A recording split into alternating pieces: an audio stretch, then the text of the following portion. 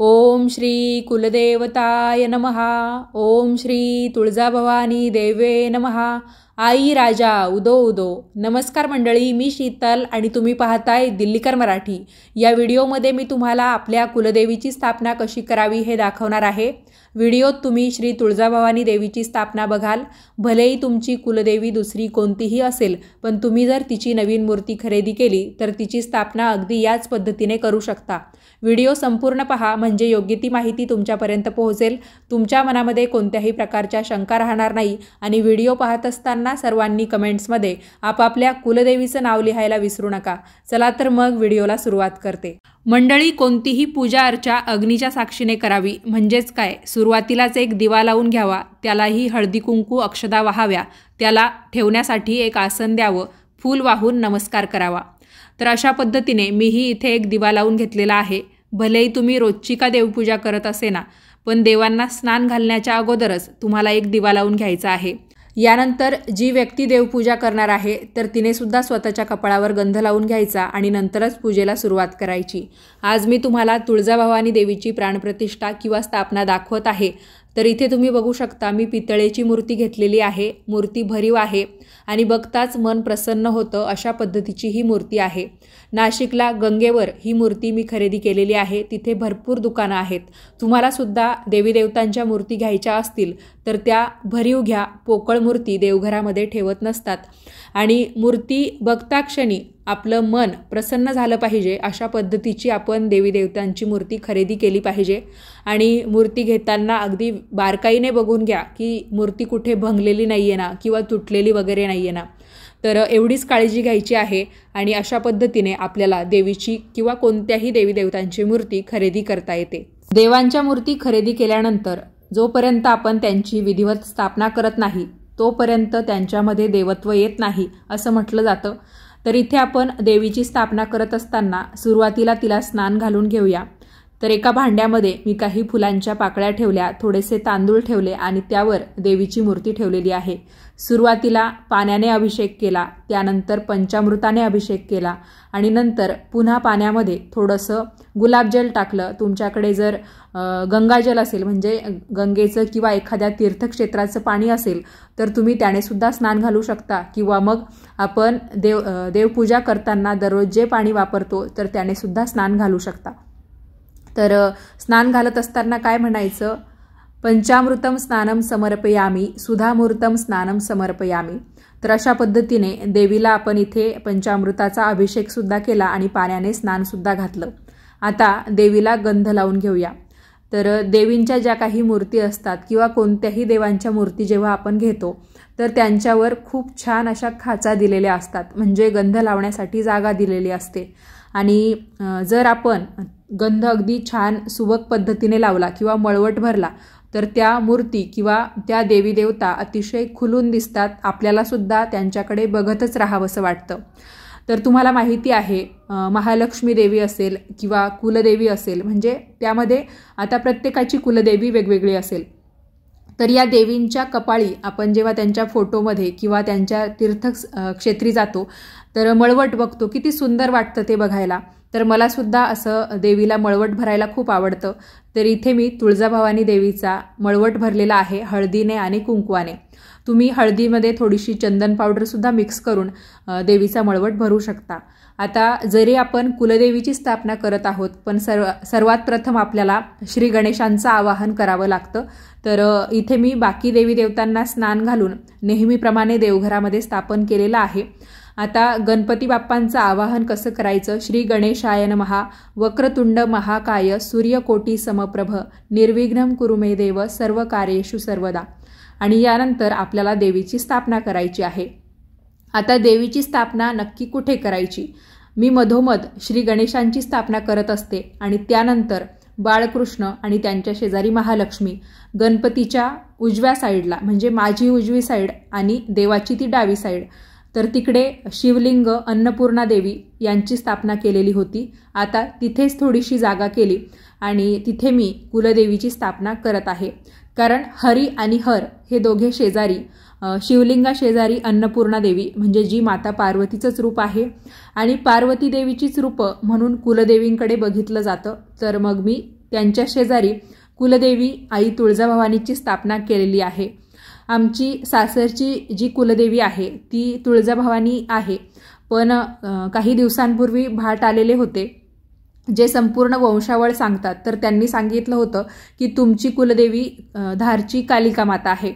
पण आमच्याकडे जेव्हा काही लग्न कार्य असतं तर तुळजापूरलाच जातात कुळाचार करण्यासाठी किंवा देवदर्शनासाठी। तर माझ्याकडे कालिका देवीचा फोटो होता, मूर्ती नव्हती। आम्ही मागे देवदर्शनासाठी गेलो पण तिथे मूर्ती नाही मिळाली, फोटोच होता। म्हटलं आपल्याला जेव्हा नवरात्री असेल किंवा शुक्रवार म्हणा मंगळवार म्हणा या दिवशी कुलदेवीची सेवा करायची असेल तर मग फोटो असला की स्नान वगैरे घालता येत नाही किंवा मग कुंकुमार्चन सारख्या सेवा असतील तर त्या करता येत नाही। नवरात्रीतल्या सेवासुद्धा फोटोपेक्षा मूर्तीवर चांगल्या करता येतात। तर या कारणामुळे मी ही तुळजाभवानी देवीची मूर्ती घेतलेली आहे। तुळजाभवानी देवीला कवड्यांची माळ अतिशय प्रिय आहे, तर छोट्या मूर्तीला तर आपण काही माळ घालू शकत नाही, म्हणून मी एक छोटीशी पिवळी कवडी देवीच्या चरणी अर्पण केलेली आहे। तिला सुद्धा चंदनाचा टिळा लावलेला आहे, तुम्ही हळदीचा टिळा सुद्धा लावू शकता। कवडी पालथी ठेवावी की सुलटी ठेवावी असा बऱ्याचदा प्रश्न येतो, तर कवडी दोन्ही प्रकारे ठेवता येते। तर इथे मी कवडी पालथी ठेवलेली आहे, म्हणजे तिचा पाठीचा भाग वरती आलेला आहे आणि तिथेच गंध सुद्धा लावलेला आहे। आता आई तुळजाभवानीला मी ओवाळून घेत आहे। ओवाळत असताना आपण तिचा मंत्र म्हणू शकतो, ओम श्री तुळजाभवानी देवे नमः किंवा मग ओम श्री कुलदेवताय नमः। तर अशा पद्धतीने देवीला ओवाळून झालं, फुलं अर्पण केली। आता आपल्याला एक कलश स्थापन करायचा आहे। यामध्ये तुम्ही कुलदेवीचा मंगल कलश सुद्धा स्थापन करू शकता किंवा मग ज्यांना मंगल कलशाची स्थापना करणं शक्य नसेल त्यांनी या पद्धतीने एखादा तांब्याचा तांब्या घ्यायचा, त्यावर श्रीयंत्राचं प्रतीक म्हणून एक चांदणी काढायची। कारण रांगोळीमध्ये म्हणा किंवा आपण कुठेही जर श्रीयंत्राचं एक प्रतीक बघितलं तर एक चांदणी असते आणि त्यालाच श्रीयंत्र असं म्हटलं जातं। तर तुम्ही या कलशावर श्रीयंत्रच काढलं पाहिजे असं काही नाही, कोणतंही एक शुभचिन्ह काढलं तरी सुद्धा चालतं। जसं की तुम्ही शंख काढू शकता किंवा मग स्वस्तिक काढू शकता, ओम काढू शकता किंवा मग तुमच्या पद्धतीने फक्त तुम्ही या तांब्याच्या म्हणजे कलशाच्या सर्व बाजूंनी हळदी कुंकवाची बोटं ओढून घेतली तरी सुद्धा चालतं। मी इथे श्रीयंत्राचं प्रतीक काढलेलं आहे। या तांब्यामध्ये पाणी ओतलं, एक तुळशीपत्र ठेवलं आणि एक फूल सुद्धा ठेवलेलं आहे। आता हा जो पाणी भरलेला कलश आहे तो मी देवीच्या समोर ठेवलेला आहे। तर प्रामाणिकपणे सांगायचं झालं तर मला भलेही मी प्रत्येक व्रतवैकल्य करत नसले तरी पण आपलं जे चॅनल आहे ते देवपूजेचं आहे किंवा मग यामध्ये मी व्रतवैकल्य, सणवार, पूजा अर्चा, उपाय यांची माहिती देत असते। त्यामुळे बऱ्याच प्रकारचे व्हिडिओ मला शूट करावे लागतात आणि लहान बाळ असल्यामुळे सुद्धा मी मंगल कलशाची स्थापना करत नाही आणि ज्या काही व्हिडिओ माझ्या येत असतात तर त्यामुळे काय होतं, सारखा तो मंगल कलश हलवणं मला योग्य वाटत नाही। त्यामुळे मी अशा पद्धतीने पाणीच एका कलशामध्ये भरून ठेवते।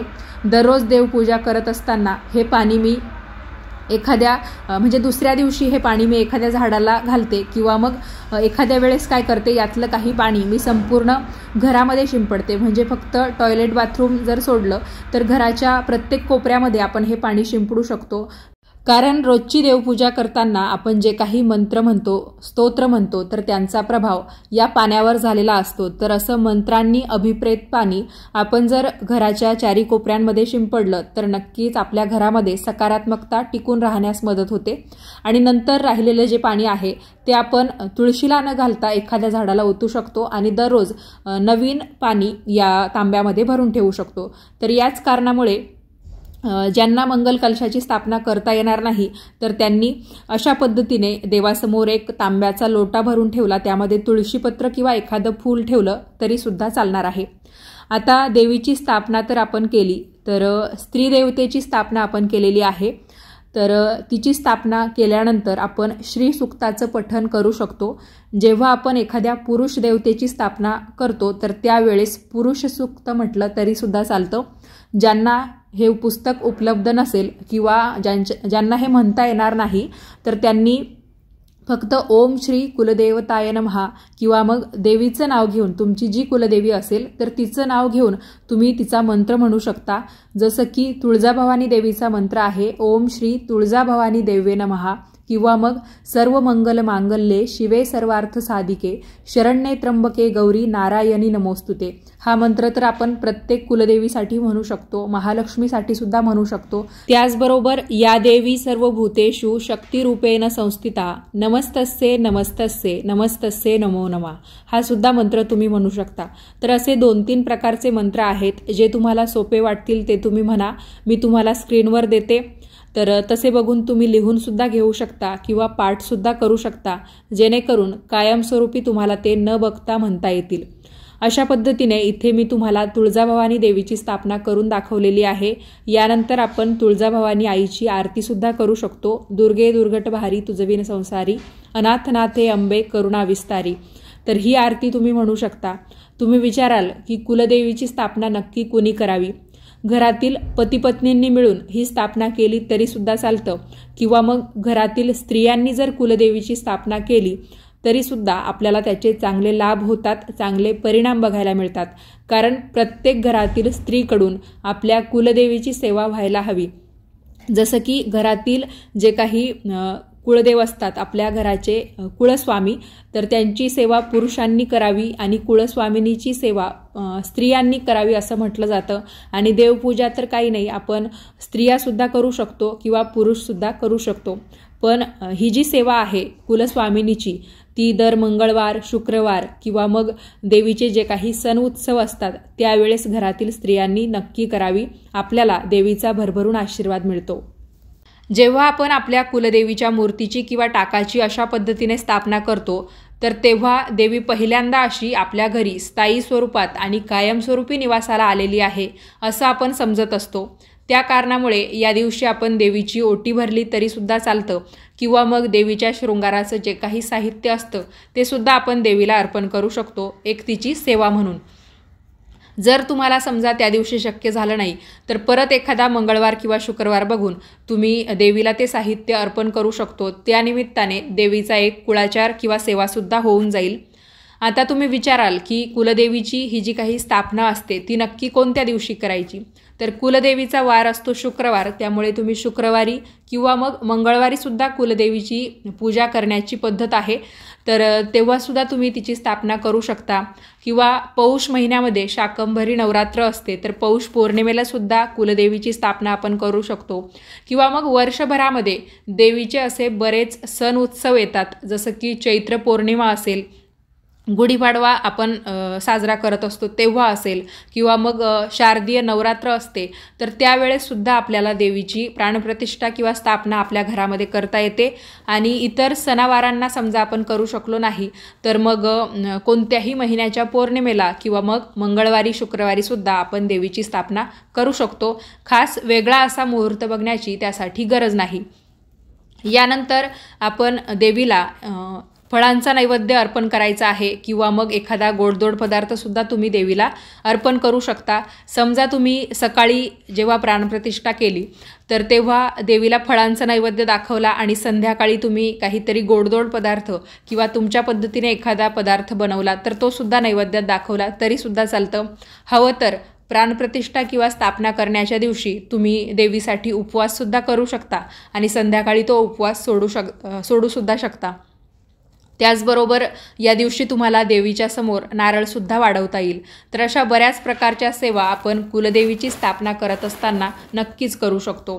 समजा या दिवशी तुम्ही देवीसमोर नारळ वाढवणार असाल, किंवा इतर कोणत्याही दिवशी जेव्हा तुम्ही तुमच्या कुलदेवीच्या ठिकाणी जातात, कोणत्याही देवस्थानी जातात, तिथे नारळ वाढवतात, तर नारळाचा जो काही 3 डोळ्यांचा भाग असतो, तिथलं जे काही खोबरं असतं, तर त्याचे 5 तुकडे करून देवासमोर वाहावेत आणि बाकी खोबऱ्याचा आपण प्रसाद करून खावा. म्हणजे एखाद्या शाकाहारी पदार्थांमध्ये आपण ते वापरू शकतो, किंवा डायरेक्ट आपल्याला खोबरं खायचं असेल तर ते सुद्धा आपण खाऊ शकतो, किंवा मग त्या खोबऱ्याचाच परत काही नैवेद्य किंवा प्रसाद तयार करून सुद्धा आपण खाऊ शकतो. तर असं वेगवेगळ्या प्रकारे आपण ते नारळ वापरू शकतो. तर या व्हिडिओमध्ये मी तुम्हाला जर आपण आपल्या कुलदेवीची नवीन मूर्ती घेतली तर ती देवघरामध्ये कशी ठेवावी, तिची प्राणप्रतिष्ठा कशी करावी हे दाखवलं. व्हिडिओ तुम्हाला कसा वाटला, माहिती कशी वाटली कमेंट्स करून कळवा. व्हिडिओ तुम्हाला आवडला असेल तर व्हिडिओला जास्तीत जास्त शेअर करा आणि असेच छान छान माहितीपूर्ण व्हिडिओज पाहण्यासाठी आजच दिल्लीकर मराठीला सबस्क्राईब करा. भेटूयात परत पुढच्याच नवीन व्हिडिओमध्ये. तोपर्यंत सर्वांनी काळजी घ्या. धन्यवाद.